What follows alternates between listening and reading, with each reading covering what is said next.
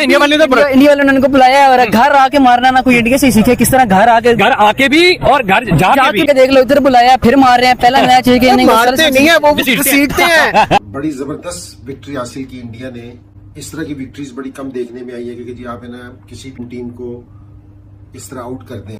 तो वैसे मेरे लिए ना एक ज्यादा हैरान कुन है कि मेरा ये ख्याल था कि जी थोड़े ज्यादा स्कोरों में आउट कर देंगे, लेकिन इसलिए बात कर रहा हूँ कि जो इन्होंने पहली इनिंग्स में, पहले टेस्ट मैच में पहली इनिंग्स में बॉलिंग की थी ना, पता चल रहा था कि जिस तरह बुमराह ने, सिराज ने बॉलिंग कर रहे थे, जब से ये नई लड़कियां आई हैं, जो ये जिस अप्रोच से ये खेल रहे हैं क्रिकेट, जिस कहना चाहिए कि पैशन के साथ खेलते हैं, जितने अब ये पॉजिटिव क्रिकेट खेलना शुरू हो गए हैं, वो इसलिए कह रहा हूँ कि अब देना क्योंकि इनकी विक्ट्रीज है ना आउटसाइड द कंट्रीज बहुत होने लग गई। जिस टीम की विक्ट्रीज आउटसाइड द कंट्री होना शुरू हो जाए ना, तो इसका मतलब ये है कि जो उसकी टीम है ना बहुत स्ट्रांग टीम है। होम टीम में ना बहुत सारी टीमें जीतती हैं, लेकिन इस तरीके से हराना मुल्क में, और ये एक बड़ी टीम की निशानी है। और मैं जितनी भी सिराज की तारीफ करूं, बुमराह की तारीफ करूं, क्योंकि एक तो देखो विकेट सिराज ने टेस्ट मैच आउट किए हैं, बुमराह ने दूसरी इनिंग्स में ये 3 आउट किए हैं, लेकिन आप इनकी अप्रोच देख रहे हैं कि जिस एग्रेशन के साथ ये बॉलिंग कर रहे हैं, जिस टाइम ये बैटिंग कर रही होती है ना, तो ये फाइट करते हैं, तो आपको पता चलता है कि जी इसकी टीम की कितनी स्ट्रेंथ है। और रही सही किस्म के बॉलर्स तो पहले टेस्ट मैच में भी इससे बड़ी जबरदस्त बॉलिंग कर रहे थे, और जहां भी उन्होंने कोई अपॉर्चुनिटी मिस नहीं की, क्योंकि जितनी जबरदस्त, मेरे ख्याल में जो इंडिया के पास अपॉर्चुनिटी थी पहले टेस्ट मैच जीतने की, उसका रिवॉर्ड मिला है कि जो ये इतना जबरदस्त टेस्ट मैच जीते हैं। लेकिन मेरे लिए जो सारों से इम्प्रेसिव चीज है कि जी टेस्ट मैच अच्छे भी जीतते हो, आप हार भी जाते हो, वो वाली बात नहीं है, लेकिन सारों से बड़ी बात यह है कि जिस अप्रोच के साथ आप खेल रहे हो ना, जिस एग्रेशन के साथ खेल रहे हो, ये चीज बहुत मायने रखती है। ये चीजें ना बहुत सारी फतवात है ना अपने पास लेके आती है। एक टेस्ट मैच नहीं, ये बहुत सारी फतवात आपके पास लेके आती है। तो बड़ा जबरदस्त रहा इंडिया के लिए, और सिराज के लिए और बुमराह के लिए, बॉलर्स को, क्योंकि जी जिस तरह की इन्होंने बॉलिंग की है कि देखने का भी मजा आया इनकी बॉलिंग का। एक दौर था कि वेस्ट इंडीज की टीम डोमिनेट करती थी टेस्ट क्रिकेट के अंदर, और कितने जबरदस्त फास्ट बॉलर थे उनके पास। टेस्ट क्रिकेट के अंदर अगर आपने जीतना है या परफॉर्म करना है, तो आपके पास जो बॉलिंग लाइनअप है बड़ी तगड़ी होनी चाहिए। बैटिंग तो होनी चाहिए, लेकिन बॉलिंग जो है वो मेन चीज होती है। कि इंडिया की टीम अब जो डोमिनेट कर रही है टेस्ट क्रिकेट के अंदर, उसकी रीजन क्या है? आई थिंक जब मैंने जब क्रिकेट स्टार्ट की, या एक आध 2 स्पिनर्स होते थे, इनके अलावा इंडिया की टीम के पास कोई इतने जबरदस्त बॉलर्स नहीं है। जब हमने क्रिकेट स्टार्ट की तो हम यही सुनते थे कि पाकिस्तान के पास क्या बॉलर्स हैं टेस्ट क्रिकेट के अंदर, लेकिन इंडिया के पास इतने अच्छे नहीं हैं, या पूरी दुनिया के पास इतने जबरदस्त फास्ट बॉलर्स हैं 5 डे क्रिकेट के लिए, इंडिया के पास नहीं। कल के दौर में भी देख लें फास्ट बॉलर्स कितने अच्छे हैं उनके पास, वो टेस्ट क्रिकेट में कितना अच्छा डोमिनेट करते हैं। इंडिया की टीम का जो जीतने का रेशियो है टेस्ट क्रिकेट के अंदर, वो है ही। अब आप ये देखिए, चाहे अपनी कंट्री में खेलें चाहे बाहर खेलें, 3 दिन के अंदर अगर आप मैचेस खत्म कर रहे हैं 2.5 दिन के अंदर, इसका मतलब ये है कि आपके पास बैटिंग तो है, लेकिन बॉलिंग भी ऐसी है जो 2.5-3 दिन के अंदर मैच खत्म कर रही। अब इन्होंने फोकस करना शुरू किया हुआ है फास्ट बॉलर्स के ऊपर। जिस तरह हम गोरों के बारे में बोलते हैं ना कि वो हमसे कोई 10-10, 15-15 साल आगे की सोचते हैं, इस तरीके से मुझे ऐसा लग रहा है कि जो अब इंडियन टीम की जो टीम कोचिंग स्टाफ है या कप्तान, वो आगे की सोच रहे हैं। जो पाकिस्तान के जो लोग हैं वो भी टेस्ट क्रिकेट के अंदर स्पेशली ऐसे प्लेयर्स लेके आए जो लंबे अरसे तक डोमिनेट करें, टेस्ट क्रिकेट के अंदर परफॉर्म करें।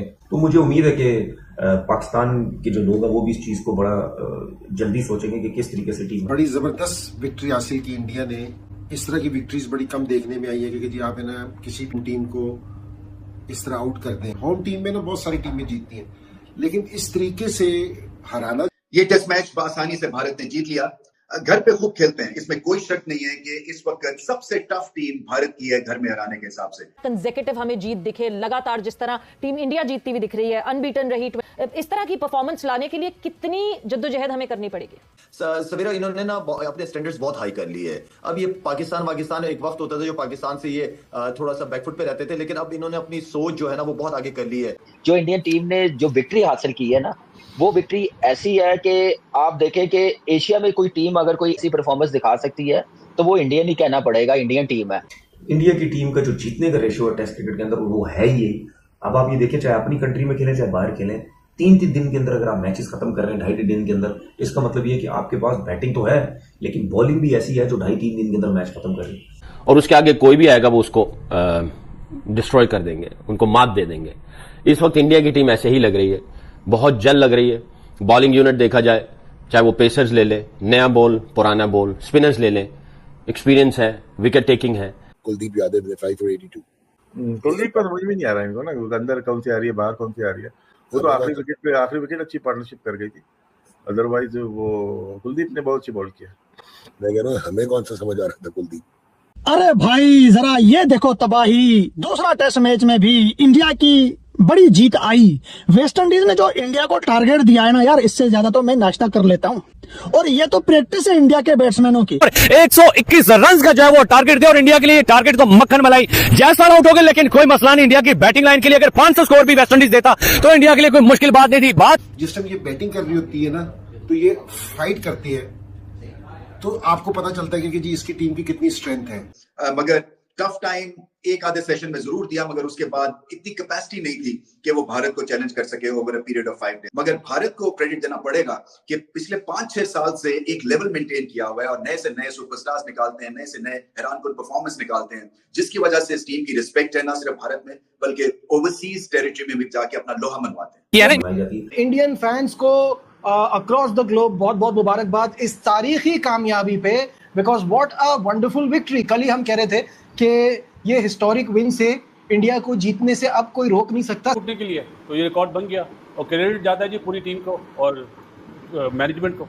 At the end of the day बहुत ही सुपीरियर परफॉर्मेंस रही इंडिया की। बहुत ही सुपीरियर परफॉर्मेंस, और जो याद रखी जाएगी, जो इंडियन टीम ने जो विक्ट्री हासिल की है ना, वो विक्ट्री ऐसी है कि आप देखें कि एशिया में कोई टीम अगर कोई ऐसी परफॉर्मेंस दिखा सकती है तो वो इंडियन ही कहना पड़ेगा। इंडियन टीम है, इंडियन सिस्टम की कामयाबी है, प्लेयरों की है। जिस टीम में विराट कोहली ना हो, शामी ना हो, रोहित शर्मा, अश्विन छोड़ गया हो, तो वो टीम, यंग इंडियन टीम जीतना एक टेस्ट में तो मेरे ख्याल से बड़ी परफॉर्मेंस और क्रेडिट देना चाहिए। और गौतम पे मेरे ख्याल से बड़ा प्रेशर रिलीज हुआ होगा। जाहिर सी उन्होंने दूसरी चीज अपनाई, हालांकि फिर बात आई कि कुलदीप को खिलाओ। कामी भी बोल रहा था कुलदीप को खेलना चाहिए था, सही है। अब दूसरी बारी में उसने आउट भी कर दिया, अब क्या करेंगे? यहाँ पे जो मेरे ख्याल से नंबर्स लिए हैं इंडियन बॉलिंग ने, जो सिराज ने पहली इनिंग में बॉलिंग करके दिखाई है, वो अनबिलीवेबल है। तो आप यहाँ से अंदाजा लगा लें कि कितनी जबरदस्त बॉलिंग की है, एरिया कितना जबरदस्त था, पेस पे रिलाई नहीं किया, सिर्फ लाइन और लेंथ और स्विंग का पूरा फायदा उठाया, सीम हिट करने की कोशिश की जहां से उनको फायदा मिला। तो नए बॉल पे इस पिच पे जबरदस्त मूवमेंट मिली है और एक्सीलेंट पिच थी। टेस्ट मैच के हिसाब से जो अच्छी बॉलिंग कर रहा था वो आउट भी कर रहा था, जो अच्छी बैटिंग कर रहा था रन्स भी लंबे कर रहा था। तो एक परफेक्ट टेस्ट मैच वाली पिच थी। कि टीम किसको कहते हैं? जिनकी सोच एक हो, जिसके जज्बात एक हो, जिनका मकसद एक हो, जिनका देखना एक हो, जिनका बोलना एक हो, जिनका एक कप्तान हो, लीड फ्रॉम द फ्रंट करता हुआ हो, सब के दिल जुड़े हुए हों, और उसके आगे कोई भी आएगा वो उसको डिस्ट्रॉय कर देंगे, उनको मात दे देंगे। इस वक्त इंडिया की टीम ऐसे ही लग रही है, बहुत जल्द लग रही है। बॉलिंग यूनिट देखा जाए, चाहे वो पेसर्स ले लें, नया बॉल, पुराना बॉल, स्पिनर्स ले लें, एक्सपीरियंस है, विकेट टेकिंग है, थ्रेटनिंग है, एग्जीक्यूशन है प्लान्स की, ये नजर आ रही है। बैटिंग में ले लिया जाए, उनका लीडर उसी की बात कर ली जाए पहले, तो वो कॉन्कर्ड कर रहा है सारे रिकॉर्ड। और बाजू का ऐसा होता है वो अपने रिकॉर्ड को भी नहीं देखता, सिर्फ टीम को देखता है, टीम की परफॉर्मेंस को देखता है।